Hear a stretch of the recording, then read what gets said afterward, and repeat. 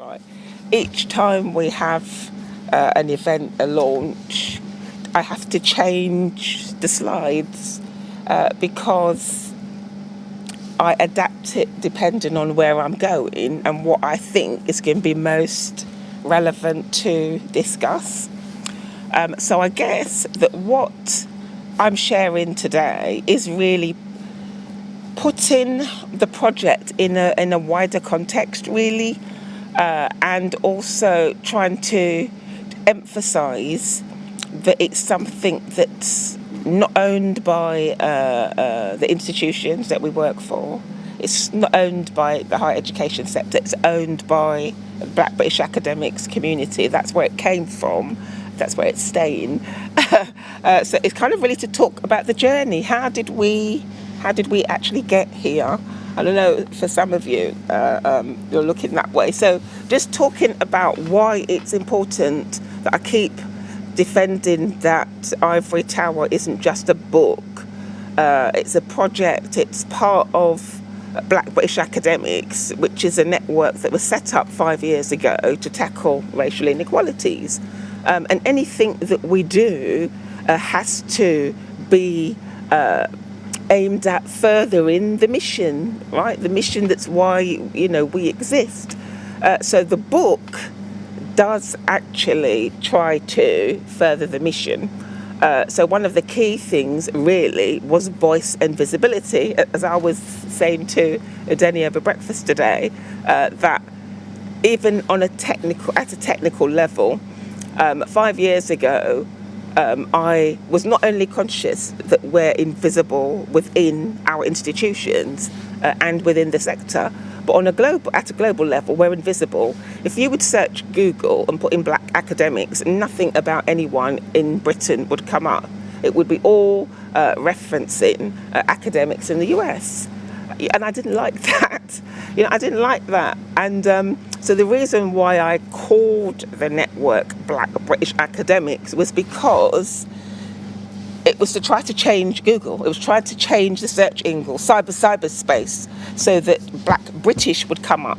And it would be, oh, hello, are there academics that are Black in Britain? So that's what it was about.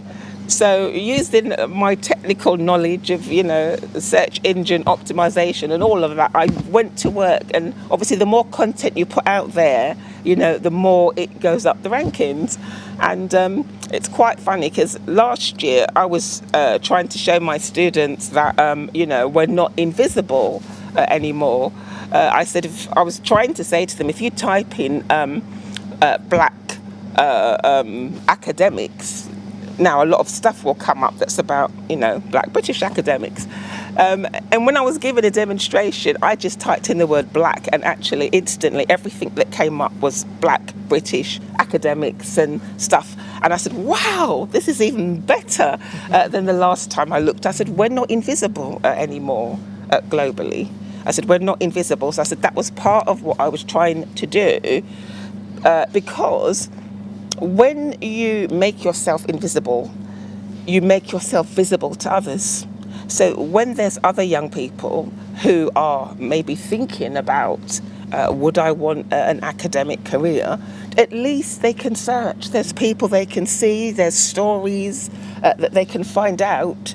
There's people there that they can model themselves on, right? So it's not just about making ourselves visible. It's also about creating visibility for others, that presence that we exist, we're doing something, we're making a contribution to the global knowledge economy, the research that we do, the teaching that we do contribute. So it's all about making that visible. And I guess that, when we then have a book now, like Ivory Tower, where that's more visibility, but it's more visibility and analysis about our experiences. So we're trying to transform the culture. That's what we're trying to do through the work that we do. And it's not just to make things better for ourselves. It's actually to challenge injustice. That's what it's all about.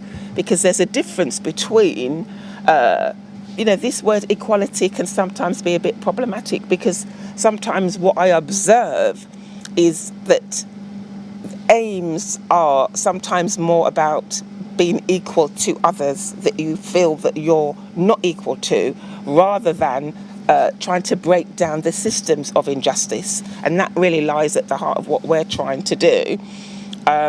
So that's why the book is a political mission. It's not an academic exercise, to have a referable output. It's about actually, trying to challenge injustice and to build something lasting. And within Black British academics, and the Black Sister Network was set up the year after, in 2014, and that has its own specific mission, because it's about race and gendered inequalities. And the project, this Ivory Tower project, it was developed so that rather than us just talk about the inequalities that we face as women of colour, that we would be doing something actively towards that. So that's why the mission of the Black Sister Network is very much about building solidarity and collective activism amongst women of colour. It's about us developing strategies. It's about us undertaking research about ourselves and just exploring, how we experience those inequalities, because they're very complex. There's, the book really shows. And so that's why I always insist, when people approach or email and say they're doing some seminar at an institution and, can you and Shirley come and, do a talk, about your book? And I say, no, we can't, because it's not mine and Shirley's book. This book is Black British academics. It's collectively owned. It represents the collective intellectual capital developed by and through the whole community. People who aren't in the book, people who didn't contribute a chapter, who aren't the editors, they actually also own this book, because everything that's gone into it, the whole idea that there was a need to do the book, came from the knowledge that they experience these inequalities that we're giving voice to. So that's why it's really important, this thing about ownership, because intellectual capital is something that often goes unacknowledged, and it's something that's really precious. It tells us about the past, it tells us about the present, and it tells us about the future. And we should treasure it because it can't be taken away. All you can do is to keep building on it. And that's why, I insist that the context in which Ivory Tower was created can't be lost. It has to be protected and defended. Before Ivory Tower, so just to kind of give you some more history about the journey. So Black British Academics was set up whilst I was doing my PhD. In fact, I would have probably finished my PhD quicker if I hadn't set up Black British Academics. But it was just calling me. I just felt it's something that I had to do. And so I focused on that, setting it up. I set it up on my birthday, April the 4th, 2013. And later on that year, because I wanted to really find out, to consult, with the community that was supposed to be representing, what are the issues really? And so I did this survey, which I think there was 100 respondents. It was from institutions, around the country. I think demographically, there was more women that responded to the survey. And I think almost half of the respondents were students as well, whether postgraduate or undergraduate students. And it was an eye-opener, because you think the extent of racism. And what surprised me really was it was supposed to be a quantitative, a survey, but because I left so many open-ended questions for people to put, additional information in, what I found is that a lot of the responses, there was so much that went into the other, that it was that actually that became the most important knowledge.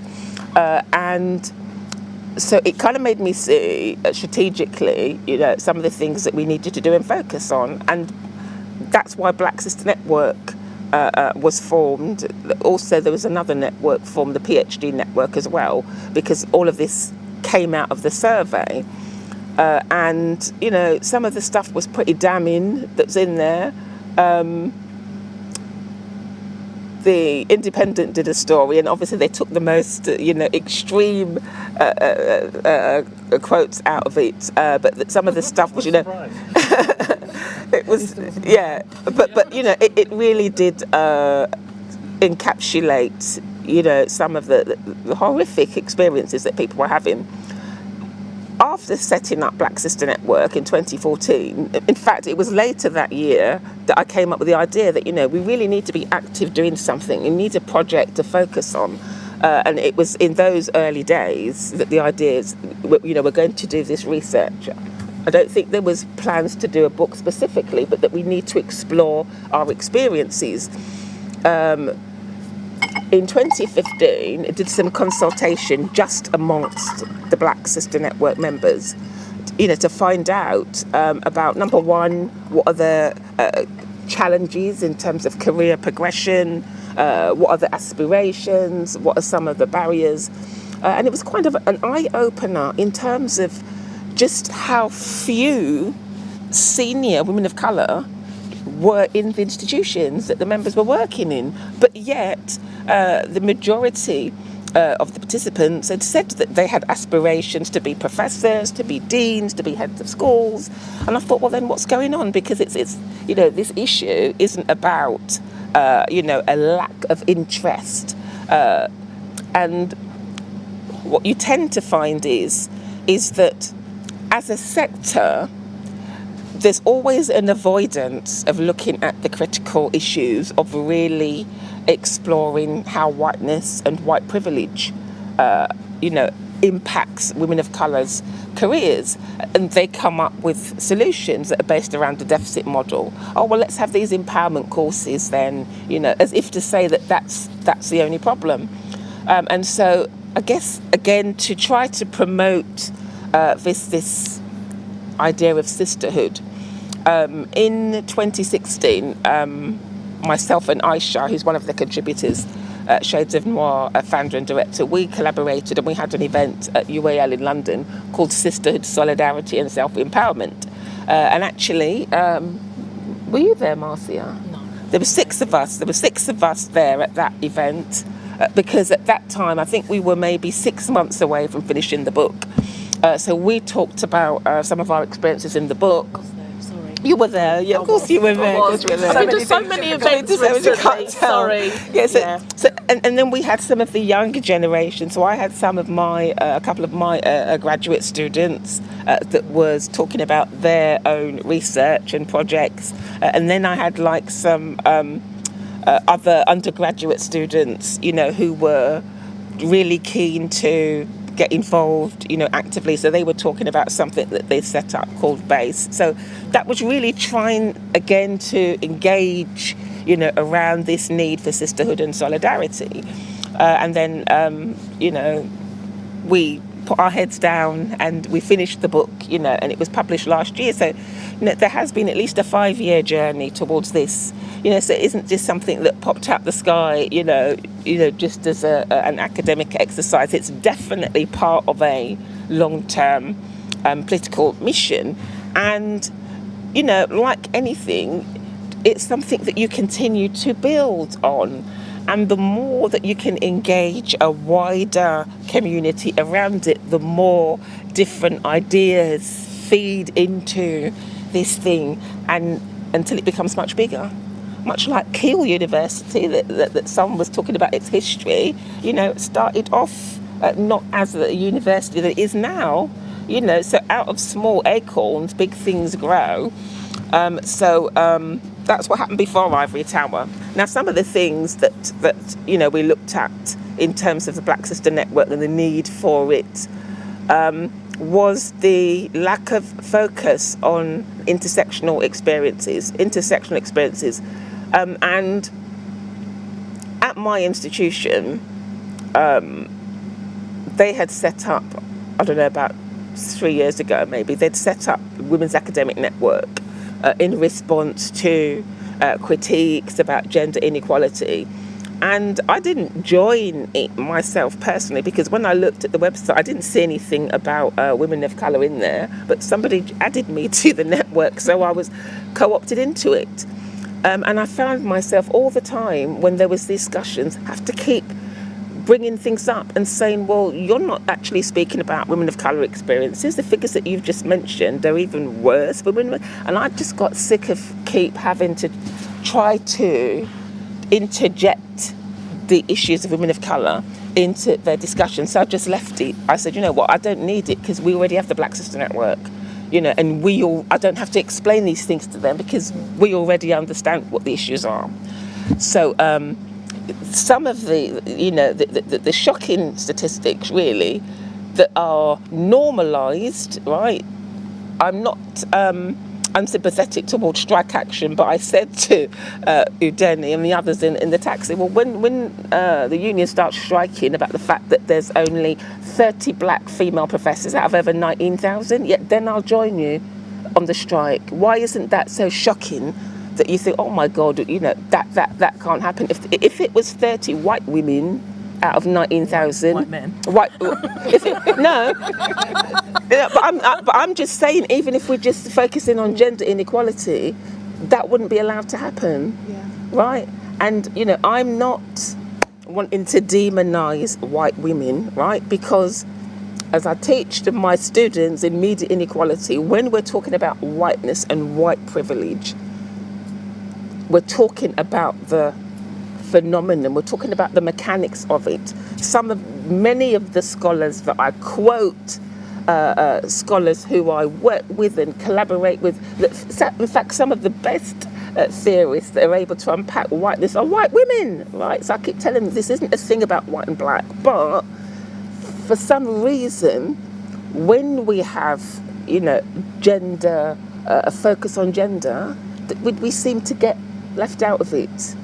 And so some of those figures, you know, are there just to show it's bad enough that, you know, for that year, which I think was 2014-15, but it's not improved much, that there's only 110 black professors. But no one's saying, well, why are there only 30? And the thing is, when you break them down, right, when you de-homogenise people of colour, you know, within the professorial statistics, you'll find that even though the numbers of women professors are higher for some groups, so for example, I think for Chinese it was 75, for Indian it was 80, but when you look at the number of male professors, you see that actually there's a gender inequality amongst all groups, and so it's been normalised to the point where people don't really bat an eyelid about it. It's something that they come to accept, you know, and we shouldn't accept it, you know. And until such time as gender equality initiatives do take an intersectional approach, not just use the terminology, but actually really critically look at what the intersectional experiences are amongst all women, then we'll need to have Ivory Tower Project, then we'll need to have a Black Sister Network, because, you know, the urgency is felt by us, you know, and so we will find ways to act to try to address those inequalities. Oops, it's not moving. Oh, there we go. So that was just really showing you that no matter which group you look at, we find that there is an issue in terms of gender inequality amongst all groups, but some are more pronounced than others, and it's that which we need to be looking at, you know, because it's amongst other groups, it's even smaller. Five Bangladeshi professors. In fact, when you look across higher education, when you look at the attainment gap, you'll find that there's similar trajectories between normally Bangladeshi and Black Caribbean, similar trajectories between Pakistani and Black African, and similar trajectories between Chinese and Indian. And only by dehomogenizing can you then say, right, we need to then look at what are the particular intersectional experiences amongst those groups, and what can we do to enhance the experience and outcomes, but it's so convenient and easy, institutionally, to just lump everybody together under BME, and they don't see those patterns. Ivory Tower 1, as I call it now, because I'm already thinking about 3 other ivory towers to follow. But really, what this book was about was not just a group of 10 women academics of colour moaning about racial inequalities. It's not that at all. It was about theorising and analysing our experiences, because the things that tend to be hidden and not seen, we see them because we experience them, right? But they're not seen, and so they're not recognised as being racial inequalities. So there's never any initiatives to address them. So that it's necessary, not just for institutions to examine statistics and say, oh dear, there's an underrepresentation. Well, let's do more empowerment courses then, and perhaps we'll increase it. It's actually about us trying to unpack the mechanics of race and gender discrimination and expose the very subtle things, the microaggressions, as well as the more insidious types of discrimination, so that we put that out there and say, well, actually, we're defining these as race and gendered inequalities because they are inequalities. And so once people get to have those critical understandings about how women of colour experience race and gender discrimination, they then develop a critical consciousness. And within Black feminist theory, Patricia Hill Collins talks about the fact that social transformation comes when you impart new knowledge and people develop a critical consciousness. Then you're less likely to get a repetition of these subtle but very impactful ways in which we experience inequality. And it means that other people who then become critically aware, then they take steps to inform others. Even when you're not there, they're in a meeting, discussions happening, and they've got that critical consciousness, and they say, well, hold on a minute, wait a second. I think that, we shouldn't do that. They then have that knowledge and critical understanding about race and gender inequality. So that's what this book is trying to do, by really talking about the things that aren't talked about during normal discussions about gender equality, but they're talked about in the book, and whiteness and white privilege is a recurring theme in the book. Invisibility, hypervisibility, objectification, all of those things are in the book. And so, what we wanted to come from the book was to help more people in the sector to have those critical understandings and develop that critical consciousness, so that in their day-to-day lives, in higher education, whether they're professional staff, whether they're operational staff, whether they're academic staff, that they'll be more culturally competent. That's the whole purpose of it. And at the same time, right, as achieving that by making women of colour more visible and giving the voice, it also serves the purpose of empowering women of colour as well, because all of their experiences are named in the book. Women of colour know that they don't have to be one of the contributors to the book. They know that book is about them, for them. It was developed through their collective experiences. So it serves a dual purpose, both of informing HE understandings around gender, but also empowering women at the same time. So that was really the purpose of this book. And through the engagement that there's been around the book, there was never any intention at the start of it that, we're going to have all these launches every month and we're going to be doing all this. That wasn't necessarily the intention. It was only going to do one launch, really, in London, but then people kept, inquiring. And we thought it was a good idea if we tried to have launches at our own institutions. So then I kept changing and expanding the page, all of the time these ideas were feeding through to then inviting people. Because I thought, well, actually, obviously, the more you get that knowledge out there, the more change, the more transformation will come. And so, we've been doing launches at different institutions, some of which you've had at Marcia's. We were at UEL last month, where Marcia is the head of school for sports and bioscience, and her deputy vice chancellor was there and opened it, and her, she talked about, what she got from the book, and 25 copies. So far, it's close to 50. She's ordered a copy for the complete Vice Chancellors group and for every single member of the Board of Governors. Yeah, so that's 50 copies that have gone out to management in the school and all of the governors. And at the University of the Arts London, their Deputy Vice Chancellor did the same thing. Now, I'm yet to try to get them to do that in my institution. I said, I can get you a discount on the copies. What is the problem here? Sign it. Yeah, I'm saying, why is it that other institutions, they are using the book how it was intended to be used, but yet you lot, aren't. This is very embarrassing to me.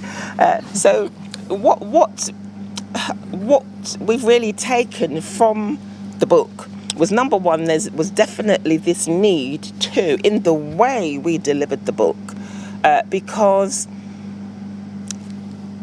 it was intended that the knowledge would come not from statistics, but from lived experience, and that is really characteristic of Black feminist theory, that knowledge comes from experience, and it's not rocket science, because, experiential knowledge, is something which is already validated.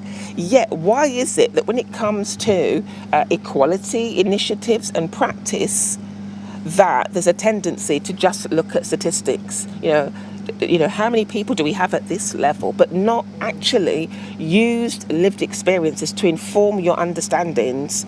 Because the people who experience inequality are the ones that can tell you. I tell my students that, I might know a lot about racial inequality, but I can't tell you anything about the experiences, the intimate experiences of people who have a mental or physical disability. So I'm reliant on being informed by them. So I don't understand why it is that there's either unwillingness to actually, sit around the table literally, and have these discussions. And unfortunately, because women of colour are usually in such a minority within their institutions, even when they do put their head above the pulpit to, join committees and things, you'll find that you're the only one there, right? And so when there's discussions, and somebody mentions something, either they are directly contradicted, I don't really think that happens, or actually the discussion's hijacked and it just becomes about gender. So it's very difficult on an individual level, to affect change within the spaces that are reserved for gender equality initiatives, and that's another reason why there's a need for the collectivism. This is a way that we can, in our own unique way, theorise into. As I said, the book isn't just about. It's not descriptive, just giving accounts. We're actually theorising our experiences, so using a theoretical analysis and then presenting them in a way that's engaging, right? It's almost like lots of different stories So one of the things I want to do is to create an ethno-drama out of the book, because some of the scenes in the book, some of the experiences really lend themselves, and it's another way of people, actually learning and understanding and developing those critical understandings. So what came out of this was, okay, we have presented this new knowledge, unpacking race and gender discrimination, very subtle ways that are often missed. But I was acutely aware that actually a lot of women of colour are already involved in transformational activities, projects, strategies. And so Ivory Tower 2 is going to be a book which is a collection of case studies of the very types of projects that address the inequalities that are documented in Ivory Tower 1. So to give you an example, for the last 5 years, Aisha and myself, we've been working at her institution on a curriculum diversification programme, and out of the work that we've done together, then I've started applying social justice pedagogy to my own teaching at BU. So there already is an example of a model for transformation that's based around decolonising, democratising and diversifying the institutional culture. So I thought, well, okay, we're so nice, we are, women of colour. We're not just going to explain to them this is how the race and gendered inequalities manifest. We're actually going to present you models that you can use and adapt for your own institutions to affect the kind of change that's necessary. So that's what Ivory Tower 2, which will be coming out next year, that's what that's going to focus on. And, it's about also, again, going back to the mission, it's about demonstrating the contributions that we actually do make, to our institutions, to the global knowledge economy, that's often not seen, in that light. So that's really just been to explain to you what we have been doing, where the Ivory Tower, project, came from, how it's had its historical journey. And one thing that I also do always ask, when institutions say, can you come and do an event? Because I've over the years, I've observed that with many institutions, there's no equality strategies or initiatives going on there at all, right? There's no critical engagement. And what they do is they will just, get these, high-profile speakers and that, and they'll have an event once a year during Black History Month, and then it'll go down on their box, equality and diversity, right? And I think, and there's no change, nothing's happened. And so, I put on the website, we're interested to know how will, a launch, a seminar at your institution, how will it contribute to the work you're already doing? So in other words, we don't want to be used, to make institutions look progressive when they're not really engaging in any work. Obviously, that doesn't apply here. Of course it doesn't. So we're trying to also, in the way that we practice, and that's really important because it's an argument I make in a book I'm doing on critical media education. The argument I make is that a lot of academics, because of the content of what they teach, think they're really progressive, and they say, we teach social justice. Yeah, but what about your relationships and interactions with people of colour that work in your institutions? That's actually not so progressive, is it? And so it's about, Bell Hooks says it in Teaching to Transgress. She said that it's not just about the liberatory content, it's about the practice. So that you need to practice liberation. And that's why I insist that it wouldn't be emancipatory, right, for a group of 10 women, right, to come together, to put their heart and souls into the book, right? And then for the end of it, me and Shelley to take all the credit and say, oh yeah, we're the editors, this is, liberatory practice means, in everything that we do, in our relations with each other, liberatory practice has to be there. And I think that that's not understood in higher education. It's not understood in reference to pedagogy, that you need to reflect on the environment in which you practice as educators, and recognise actually the inequalities not out there in the wider society but in your institution that you're contributing to and helping to perpetuate. And that's what I take from bell hooks, in terms of emancipation and liberation, that you have to practice what you preach. And it's good because it helps you develop that critical consciousness, because no one's perfect. No one's perfect. I have to check myself sometimes, and say, well, hold on a minute, there's a bit of a contradiction here. I can't kind of quite stomach that. So that's the message that we're trying to impart. And I guess the other thing is about, how we worked together, as a group, over the years on this project and on the book. And it was, trying to uphold the principles of, black feminism. So we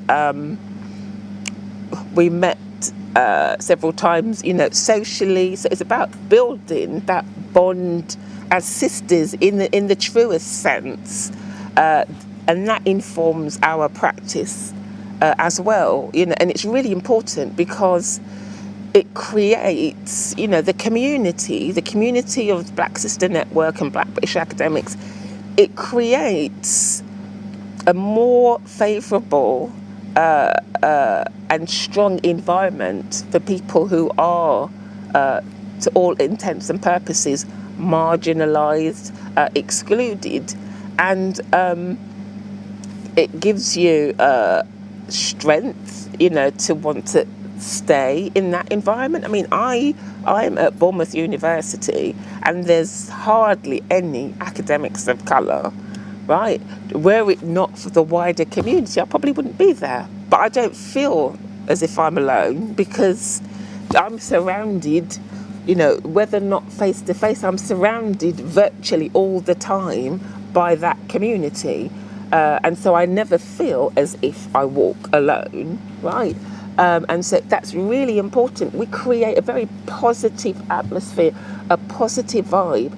People perform better, when they're mentally, emotionally sustained, and nurtured. And I don't think, again, the sector realises. I think they're starting to see there's a huge issue around mental health in higher education, especially amongst students. They will perform better and they won't drop out as much if you understand that their sense of belonging, because I've been doing some other work about that, their sense of belonging and their mental and emotional well-being is inextricably linked to their experiences and their attainment and outcomes. And so it can't be looked at that that's just the equality and diversity box that's somewhere else, that's some other department. It isn't. It should all be embedded within our faculties. It should all be recognised as being valuable and important.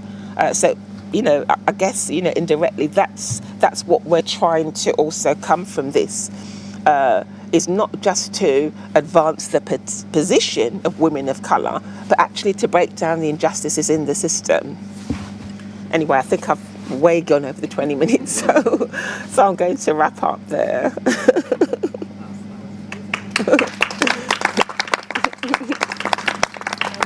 I am really pleased that I was invited to be a contributor to this project and to the first book, hopefully to other books.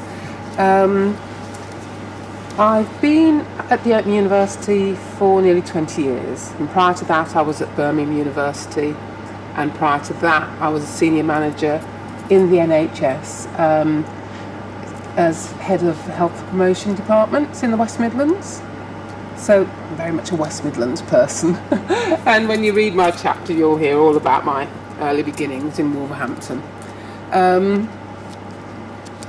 I think that this project is particularly important and interesting because it does allow the voices of women of colour to be heard, and that also it crosses disciplines. So it's not just often we may have heard the voices of women of colour in the humanities, in the social sciences, but this crosses disciplines. So it's psychology, it's sports science, it's social work, it's politics, it's media. And I think that's really interesting, and my own kind of area is health promotion and public health. And I think in the area of health promotion and public health, intersectionality often hasn't really been addressed.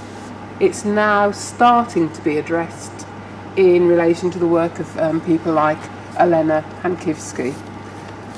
So what I wanted to say is that in my early years of working in academic institutions, when I first went to work in a university, I was really excited, I was really pleased. I thought, oh yes, I've got there. I've got inside the Ivory Tower. And then I was slowly disillusioned, very disillusioned. And what I also found, when I worked in the NHS, and I'm not saying that racism and discrimination and sexism doesn't exist within the NHS, but I actually found that I had more scope in the NHS to do research on the health issues of black communities than I had in the university. And that was the very reason I'd kind of moved from the NHS to a university where I thought, oh, I'll be able to do more research on black communities. And I got there and found that I was really kind of locked down, I think that's the word to use, that black health issues just weren't seen as a priority. And I found that there was a real kind of division in the research in terms of research that might focus on ethnicity and health, research that might focus on gender and health, research that might focus on inequality in relation to class and health. But there was nothing that brought them all together. And as, who is it that says, I think it's Audre Lorde said, we don't lead single issue lives. Our lives are complex. Our lives are kind of interrelated. Our lives are intersectional. And so I would say I became very disillusioned in a university and found myself getting quieter and quieter and quieter and losing my voice, because the things that really excited me and interested me just didn't seem to interest or excite my colleagues. And in my experience at Birmingham, I worked at Birmingham University at a time where, in the School of Education, where we did very well in the RAE. And I'll use this example to show the difference between kind of macroaggression and microaggressions. And we had a staff party to celebrate our success in the RAE. And I went along to the staff party. It was fancy dress. I said, look, I don't do fancy dress, but I'll come along to the party. And it was a sort of sit-down meal and then games. I didn't actually stay for the games, because as I sat down for the meal, I looked around, and there in 1996 in Birmingham, and not that this would have been acceptable anywhere, was somebody who was all blacked up as a black and white minstrel. And I kind of had to stop myself and think, where am I? Am I in a university? Does somebody think it's okay to come along dressed up as a black and white minstrel? So I kind of swiftly left the party, and I was a member then of, I think we had a race equality group. So we called a meeting of the race equality group to discuss this. I was kind of told I was a bit of a party pooper, and this was, good fun. And, there's academic, we have, what's the word for it? as academics, we can discuss what we like, academic freedom. And this is all part of the academic freedom, to be able to dress up as you like and to discuss what you like. And I was just horrified. And it was quite interesting, because what happened was they invited the person who had dressed up as the black and white minstrel to come to the group to give us advice on equality. Yeah. Oh my God. At that point, as you can imagine, I kind of got up and left the group, and I just thought, no. There are some groups that actually do more to not to advance equality, but actually to bring it back. And so that was my my experience at Birmingham, and that was, to say, gross kind of macro aggression. Now I went to the Open University. Many of you have read Open University texts. They're very good in terms of discussing race and sexuality and gender. They're very good in terms of talking about inequality. When I went to the Open University, I was very excited. I mean, the people who'd been before me, Stuart Hall, Anne Phoenix, Gail Lewis, I thought, yes, this must be the institution to be part of. And again, I just got more and more disappointed, because I found that people, as Deborah was saying earlier, people could write about intersectionality, but they actually didn't live it. And the way that they related to colleagues, you know, women of colour, did not reflect the way that they were writing about these issues. And so, as I say, I did become very silenced. And for one, well, I think there are a multiplicity of reasons, but I had a very serious illness, which for somebody working in public health, to have a stroke is quite a major thing, well, for anybody. But I can't. The research that's been done on having a stroke, there's been some really interesting research by Gina Higginbotham, who's now back at Nottingham University. She went to the States for a while, and her research showed that actually, for people who have stressful experiences at work, this can be a contributing factor. So I can't sort of decide that wasn't a factor in my own illness. But actually, having that stroke, I was listening to something the other day, and they were saying that, you know, during these periods that are really, really difficult, they can open up a kind of time where you can actually start to reflect on, you know, your whole kind of being, and the whole, you know, and your reason for existence. And that's what happened, really, because I realised that during the time I'd been in universities, I'd got farther and farther away from my mission, which was to look at black women's health, and then had an impact on my own health. And then it made me think, so how come I'm doing all this work on public health and on inequalities, and I'm actually not looking at black women's health? So that period actually brought me back to my own kind of focus, to my own kind of reason for being, which is to look at black women's health. And so when I went back to the Open University, I then refocused kind of everything that I did in my own PhD on black women's health. And I think that often, as black women academics, and perhaps as academics altogether, we can get caught up so much in other people's agendas that we actually forget the very reason that we're there in the first place. And so that was really important for me. So writing this autoethnography actually helped me to analyse all those different stages and to kind of reflect on where I am now. And also to understand that some of the traditional approaches to health promotion and public health don't incorporate intersectionality. And that is what we need to do, not just in the social sciences, but in every discipline. We need to look at intersectional approaches. And I think it's interesting because in my own, and I discussed this in the chapter, in my own experience, I found that I was reading all the literature on black feminism, literature by Angela Davis, Bell Hooks, and then I was reading all the kind of literature on public health that was informed by white males, and the two things were two separate trajectories. And it was really in my PhD that I thought, well, this is just crazy.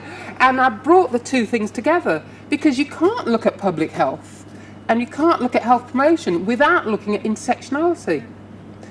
You know, whatever group that you're kind of trying to improve the health of, you have to take an intersectional approach.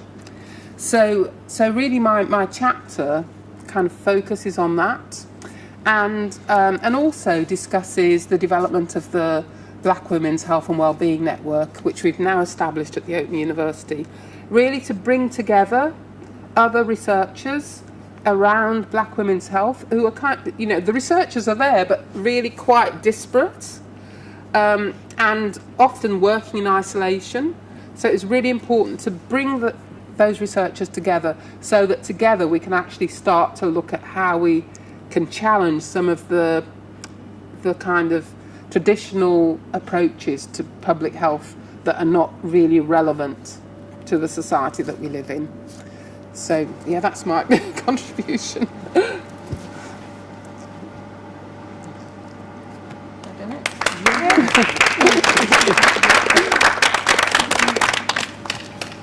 Okay, well, my name's Josephine. I think when I was invited to contribute a chapter, like many of the others, I had kind of mixed feelings, yeah? Partly because that if you're actually writing about lived experience, you're also having to revisit much of the pain, the hurt, the journey, the issues that have brought you to the point of being. And whilst after a number of years in academia, I knew all the language of intersectionality and anti-racism and empowerment and all the rest of it, I was very mindful that it was actually my lived experience as a poor black working class girl that gave me the knowledge and the insights before the word intersectionality had ever passed my consciousness. Yeah, and I think that the whole thing about lived experience and how we get to a particular point in a journey and what we bring as black women to academia is incredibly important, because for me it's never been about attaining a particular status, about having an approved number of black people scattered across academic institutions so that we can tick boxes and say that we're now diverse.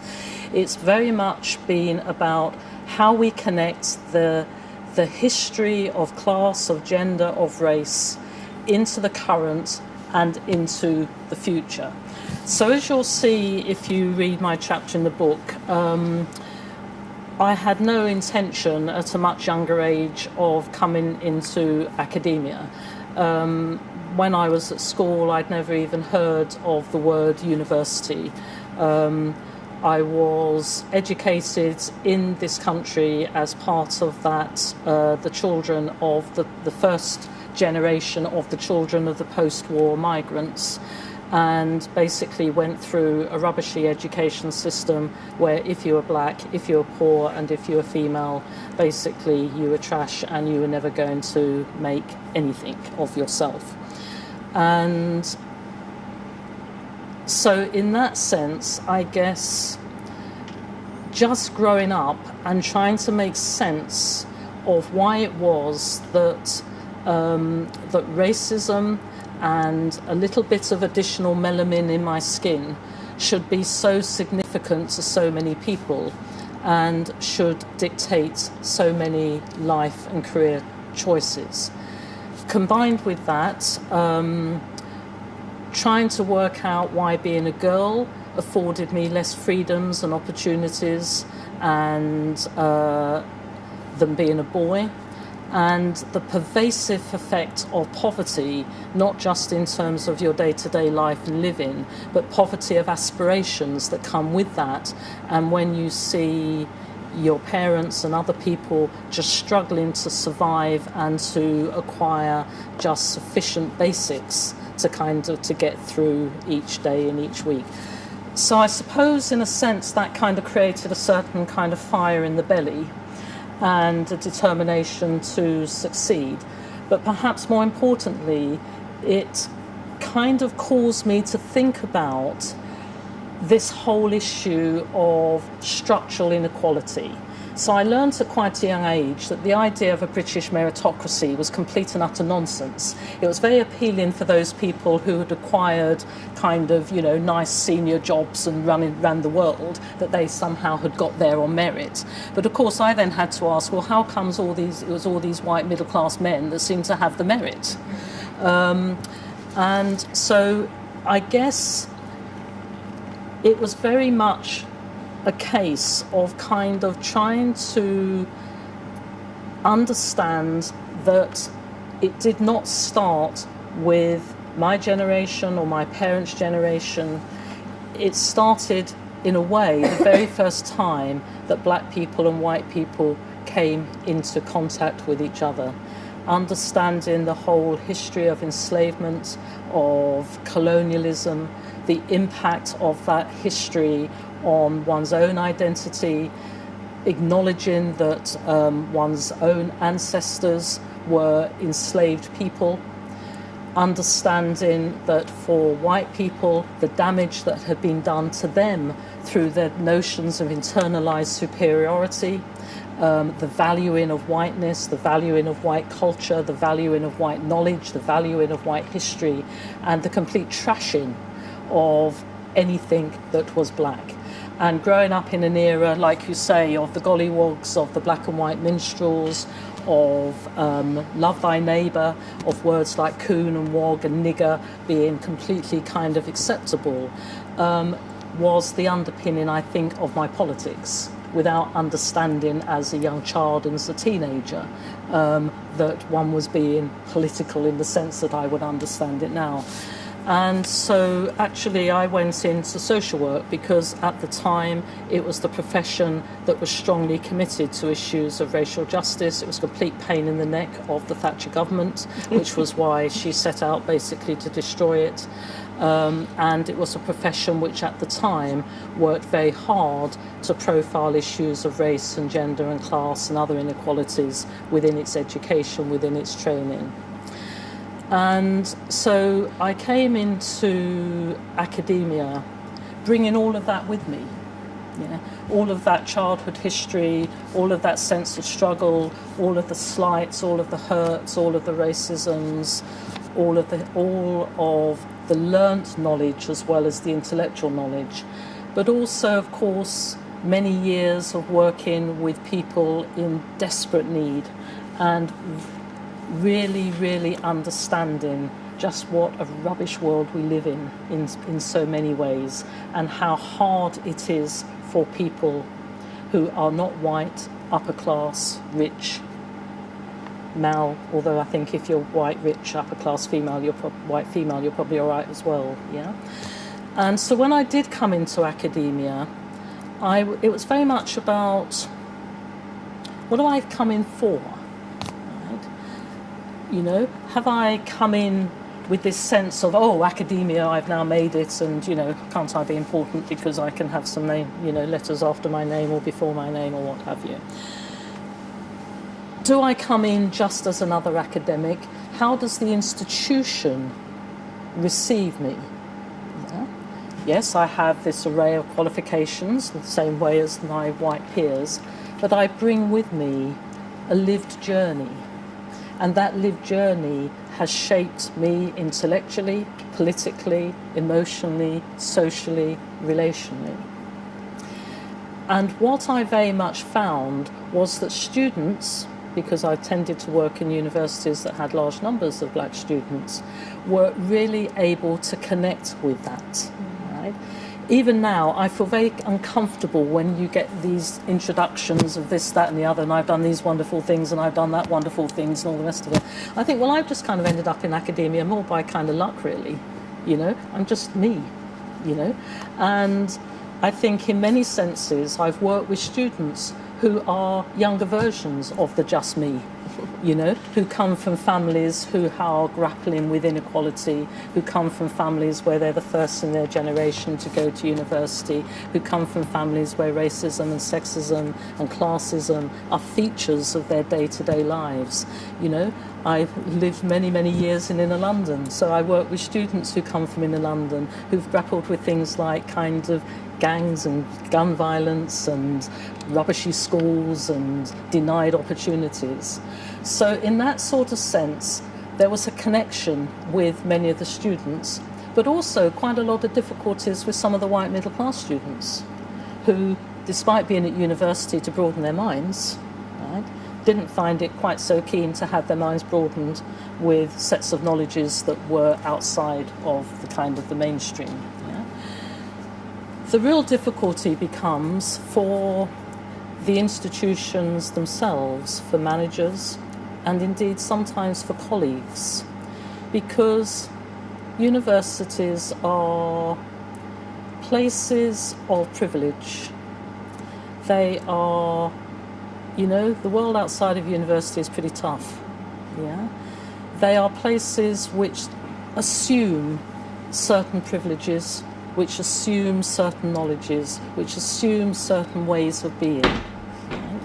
And then you come in. I remember when I was at Kent University, I lived in Catford, which is South London, yeah, yeah. And Kent University, they used to have processions around Canterbury and garden parties. And I'd turn up on a Monday morning, you know, having had a nice weekend in Catford, and you know, my colleagues would be having these chats about their nice weekends in the villages of Kent, and they were nice people. I was a nice person, but a complete disconnection. And of course, when you try to challenge issues of inequality and injustice, when you try to bring all that you were into the academic institution, you know, very, very tough.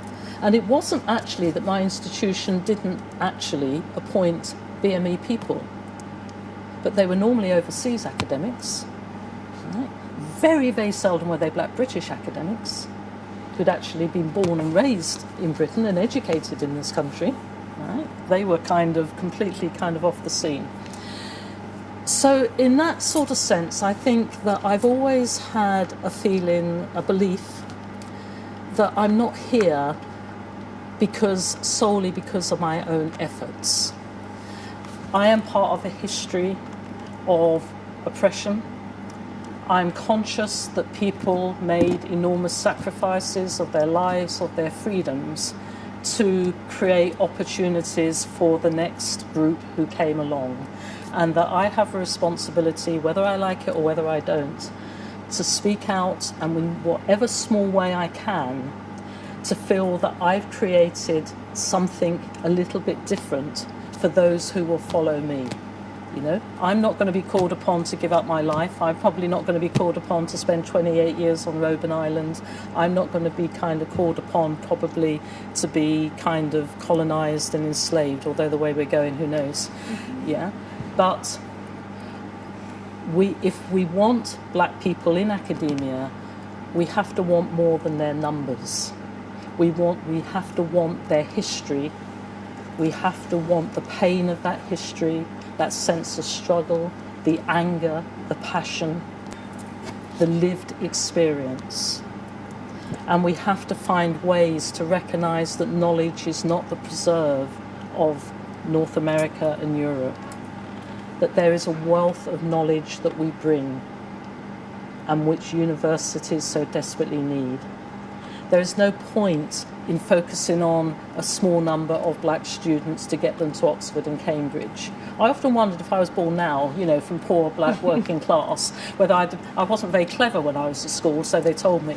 So I'm not even sure I'd have been kind of one of the little group that would have been off on these special schemes. But I kind of often wonder whether had I been sent off on a special scheme as a black poor working class girl like now, whether actually I'd have the passion, the anger, the energy that I do have, having had to fight my way in. So it's an interesting one, and all the politics and understanding, or whether I'd have just become part of a kind of, you know, oh, clever little me, look, I made it, so why didn't you?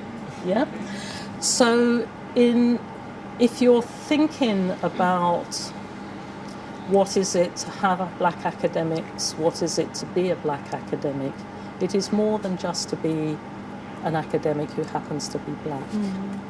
Yeah, you know. Today I'm not technically an academic because I've just left Coventry University. But all that I am and all that's made me is exactly the same as it was last week when I was in Coventry University. Yeah. So in many senses my chapter is a chapter that probably speaks to a lot of black women from less advantaged backgrounds.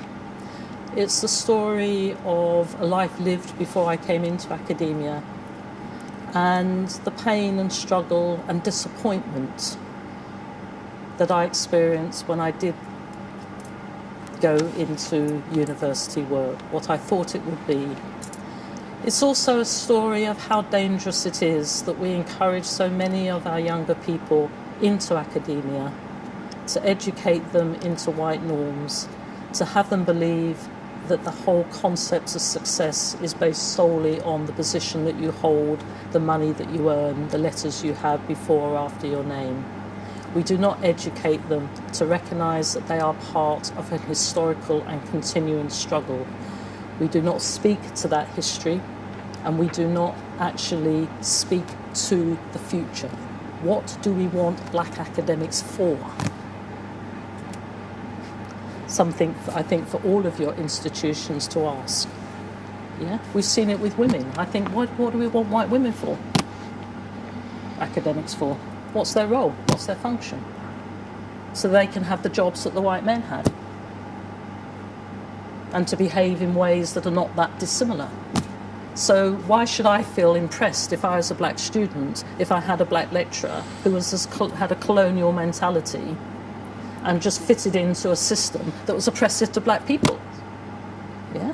But then how do you deal with more troublesome ones like me? You know, who's a perfectly nice person, and I'm very nice to everybody, but I couldn't care less whether they promote me, whether they like me, right? I have a truth and a knowledge base and a responsibility and a history, yeah, that higher education needs but struggles to accommodate.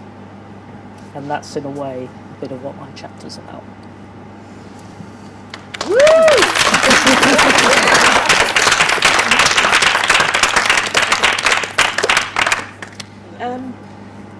So much of what has been said is my story too. I identify with Jenny when she talks about, you know, going into academia and, you know, this feeling of, you know, I feel so proud to have, you know, made it, if you like. You know, you get these feelings, and coming from the East End of London, that's where I grew up, being working class, we weren't living in poverty, but we lived from paycheck to paycheck, and there was, you know, not a lot of money left over. So, you know, being that poor black East End girl, you know, it's very similar to what you're saying, Josephine, as well. And it's true, we bring all of that into our academic position, and gosh, I often think about my early experiences in academia as quite traumatic, and that's a strong statement to make. But when Deborah invited me to be part of the book, I accepted, because of the journey that I was on and the work that I was doing within my institution.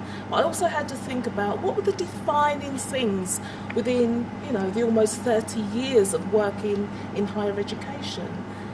And my chapter focuses on invisibility, that you touched on before, the lack of respect that black women experience in higher education. And there have been so many experiences, especially when I was a lecturer and senior lecturer, that focuses on this fact of, you know, we are invisible in higher education. And actually we're only visible when we are not there. So, for example, I'll give you an example. Often asked to be on equality and diversity committees, right? And that's the only time that I would see anybody else who looked like me. I'm on the research committee, I would be the only one, okay? And I'd only be visible when I'm not there. So if I say something, if I'm trying to contribute to the conversation, you said it earlier, it gets hijacked or ignored. And that has happened time and time again throughout the years. It got to the point where in my earlier positions, I should say, I was the only black woman, the only person of colour in the school. And the reason why I say that it felt traumatic is because at the moment we're thinking about working as just this person in a job. It's much more than that. I wasn't living in London. I didn't have any family around. I moved from where I was to this town that had less than 1% people of colour living there. Okay, less than 1%. Well, I noticed that. I remember I come from East London now. I got off the train, I'm like, oh my goodness. I haven't been in an environment like this for quite some time. But it doesn't only impact the way that you are in the institution in work. It impacts what you do once you leave work, what you do before you start work. So it's there in my chapter. Having some kind of social life. You know, I would go into bars and not be served. I'd be standing there and people would look straight through you and you wouldn't get served. You'd sit down for dinner and, you know, no one was coming over to take your order. You were completely ignored. And that would happen time and time again. So we can talk about the things that happen in work and the negative treatment that we experience, but it's not only in work, it's outside of work too. Needless to say, I couldn't stay there. I had to resign and get a job in a more diverse area, so I moved to London.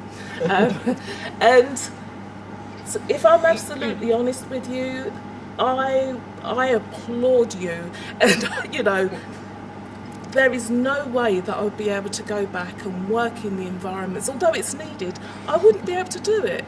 It cost me so much mental health wise.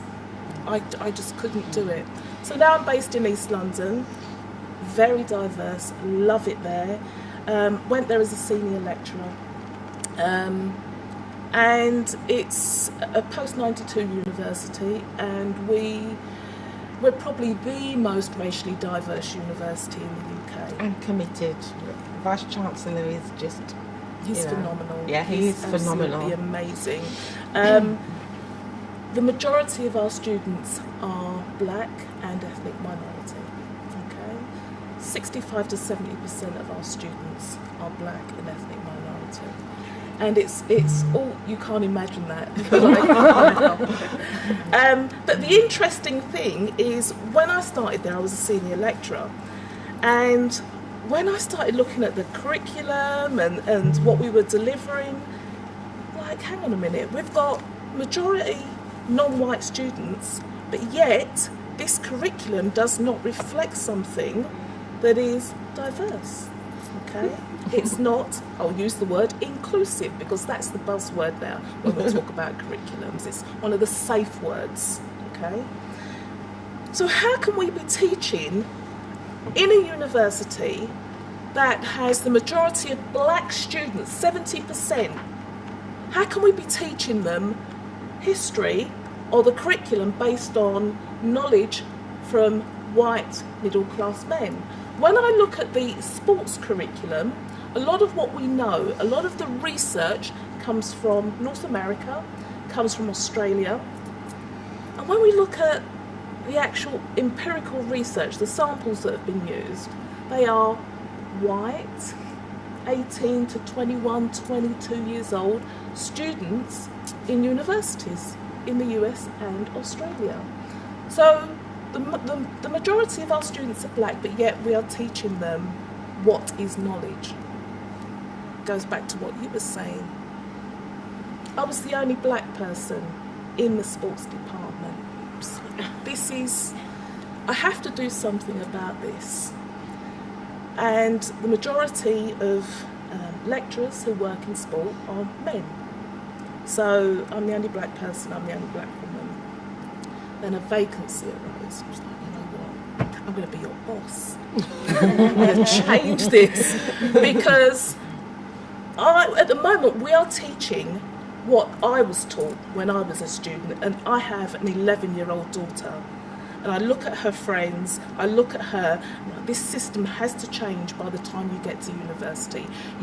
We just can't keep perpetuating what we learn. It's not right. So within the university, I've made a conscious decision to work my way up. I'm also the Race Equality Charter Lead. And so I get to see all the statistics, and I get to hear about the stories that define those statistics. And so you work in race equality? You work in race equality. It's much more than a project. It's much more than a charter mark. Because what has started to happen now over the last year or so, it's actually become my job, much more so than head of school. I have people, students and staff, coming to me and talking about very specific experiences that they've had within the institution. You see, the thing is, when you're on the outside looking in at our institution, and it's not really about UEL, I think this is about any institution, but I'm using UEL because we are, majority black, okay, black and ethnic minority. You think, well, there's no racism there. Everything is okay. Far from okay. Far from okay. We have colleagues who do not see the value in careful what I say here. We have colleagues who actively discriminate against our students. You know, as I say, being the race equality chair, I am hearing those stories. I am getting the emails that, you know, it's unacceptable. I am seeing firsthand, as I said, all the data, all of the statistics, and the fact that we have a 26% attainment gap. You had the information about the number of black professors, black women professors. Within our university, we have one black professor, okay? Our staff, our academic staff, although we have more black academic staff at UEL, much more so than other universities, but it does not reflect the 70% of students that I've been telling you about. However, if you go into our canteens and if you look at the people who mop the floor, that is reflective, okay? That is reflective. And that's problematic. We have, with the exception of me, our management is white, okay? Vice-Chancellor's group, completely white. And we had a he for she event on Tuesday night at UEL. So we had men talking about gender equality. It was a really good panel discussion. And I asked, a lot of people were talking about Athena Swan, but they weren't talking so much about the race equality. So I posed the question about Athena Swan and the perception that it largely benefits white women, and it does. You think back to an article that was in the Times Higher a few months ago about the number of vice-chancellors that have recently been appointed, and 29% of them are women. That was the headlines. So women are making huge leaps and bounds in higher education, right? Women. Not one of those women were black. Not one. They were all white. In fact, we talk about the number of black women professors in the UK. There has never been a black female vice-chancellor in the UK. Do not count Valerie Amos. She is not a vice-chancellor. She's the director of SOAS, and she is the only one. There has never been a black female vice-chancellor that leads a university. Never. We're still waiting for the first. And there was a really good article, it might have been on Black British Academics, but it talked about the first white female professor. Then 90 years later, we got our first black professor in the 90s. So I'm thinking, is there going to be a 90-year gap between the first white vice-chancellor that's a woman and the first black vice-chancellor? There may well be. We've never had one, and that is problematic. Anyway, what I'm pleased to see in universities, and it is happening in our university, we have a decolonisation movement going. Our students and staff understand the value and the fact that the curriculum and the minds need to change. And we've got momentum going within the university. We're just getting people together and we are all moving in the same direction, and it is powerful. It feels really good, but it needs to happen across the board. And I know it's happening in pockets here and there, but if it can't happen at somewhere like UEL, where there, as I say, I keep saying it, 70% black and ethnic minority students, then as far as I'm concerned, where else is it going to happen? Pack up and go home. Absolutely. It has to change, because I keep talking about the data, and the data is shocking. The group of students that do not achieve or least likely to achieve a first or a 2-1, a good degree, is a black student. Okay? The group that do not progress through their 3 years within their degree, once again, you look at the data, it's more likely to be your black students. The group that are not retained within university, it's your black students. The group that experience the most student disciplinaries, black students. Bottom of the pile, all of the time. We've already talked about staff progression, and you look at the group that are most likely to be lecturers or senior lecturers, less likely to be management, it's your black lecturers, it's your black colleagues.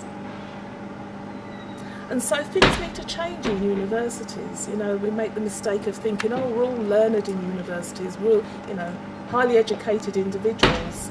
But to take a good look at the structure and what is going on for students as well as staff is absolutely shocking.